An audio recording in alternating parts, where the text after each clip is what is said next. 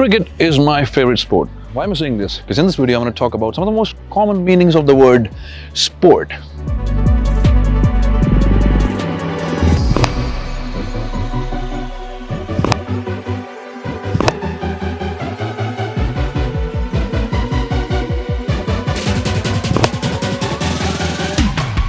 As a noun, it means, you know what it means.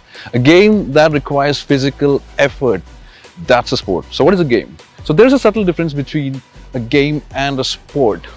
A sport requires physical exertion, which is not compulsory in a game. A few examples of sports are cricket, football, hockey, etc. And when I think of games, chess, board games, card games, video games are a few examples. Now, I want you to understand this. The word game can be used when we talk about a particular sports match. For example, when I talk about a cricket match that I played yesterday, I can say it was a great game. In this sentence, the word game refers to that particular cricket match. So here's what you need to understand. All sports are games, but not all games are sports.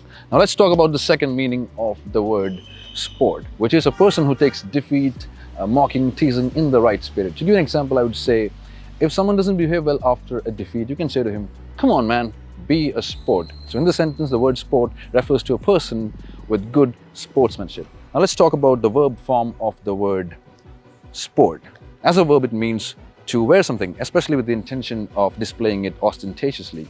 It can be used as an alternative to the word flaunt. To give an example, I would say, "I am sporting my new smartwatch in this video."